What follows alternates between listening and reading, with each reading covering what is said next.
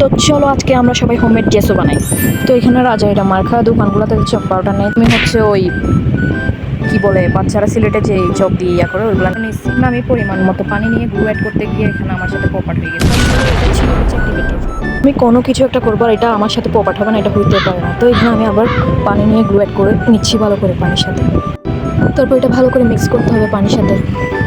Mix করা শেষে হচ্ছে আমরা পরবর্তী ধাপে চলে যাবো। তো এখানে ওই পাউডারের সাথে আস্তে আস্তে করে গ্লুগুলো অ্যাড করে দেবো। আই মিন গ্লুর সাথে পানি যেটা অ্যাড করছিলাম ওইটা আবার এটার সাথে অ্যাড করবো। সবগুলা কিন্তু একবারে ঢালা যাবে না, আস্তে আস্তে করে মিক্স করতে হবে। বেশি পাতলাও না বেশি ঘনও না। আমারটা কিন্তু একটু বেশি পাতলা হয়ে গিয়েছিলো, তোমরা একটু ঘন রাখার চেষ্টা করবা। এটা হচ্ছে আমি আবার হাত দিয়ে চেকও করতেছিলাম। এখানে আমারগুলো একটু দানা দানা থেকে গেছিলো, কারণ আমি হচ্ছে ওই যেগুলো বড় বড় চক আছে ওইগুলোকে গুঁড়ো করে করছি, আমারগুলো ভালো করে গুঁড়ো হয় না। তোমরা হচ্ছে চক পাউডারটা নেওয়ার চেষ্টা করবা। হোমমেড জেসও কিন্তু দোকানের মতো ভালো হবে না।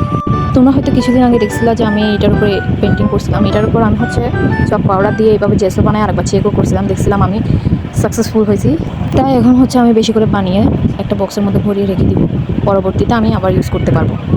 ভিডিওটা ভালো লাগলে একটা লাইক করে দিও। টাটা।